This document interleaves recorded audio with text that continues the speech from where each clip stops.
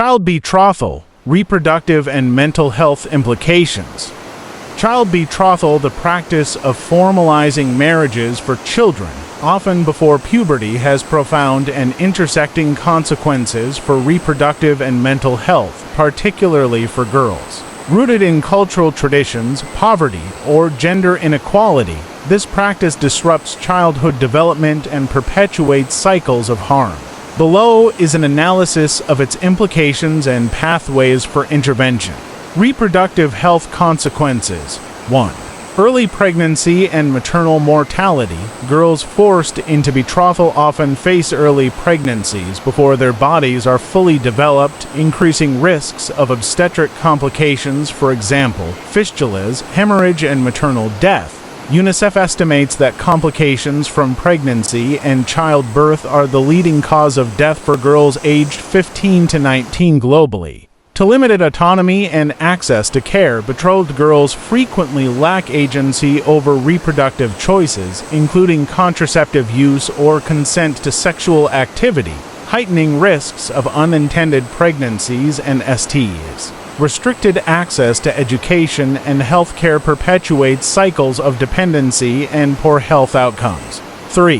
Intergenerational harm. Children born to adolescent mothers face higher risks of preterm birth, malnutrition, and mortality, reinforcing health disparities. Mental health impacts. 1. Trauma and psychological distress. Child betrothal often involves coercion, severing girls from their families and communities. This can trigger anxiety, depression, and complex PTSD. Loss of childhood, education, and social networks fosters feelings of powerlessness and isolation. 2. Gender-based violence. Betrothed girls are vulnerable to intimate partner violence, sexual abuse, and emotional manipulation, exacerbating mental health struggles. Cultural normalization of such violence may deter reporting or seeking help. Point 3.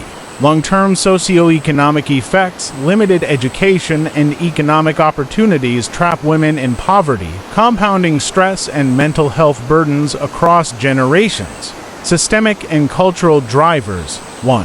Patriarchal norms. In regions like South Asia, Sub-Saharan Africa, and parts of the Middle East, child betrothal is often tied to controlling female sexuality or securing familial alliances. 2. Poverty and survival strategies. Families in crisis may view betrothal as a way to reduce economic burdens despite its harms. Point 3. Weak legal enforcement, even in countries with laws against child marriage, for example, India, Nigeria. Inconsistent enforcement and cultural resistance allow the practice to persist. Strategies for mitigation and empowerment. 1. Legal and policy reforms. Strengthen laws raising the minimum marriage age, e.g., Bangladesh recently raised it to 18 for girls, and penalize violations. Invest in birth registration systems to verify ages and prevent underage unions. 2. Education and economic empowerment. Keep girls in school. Each additional year of education reduces the likelihood of child marriage by 5 to 10%. Provide vocational training and microloans to families to reduce reliance on marriage as an economic strategy. 3.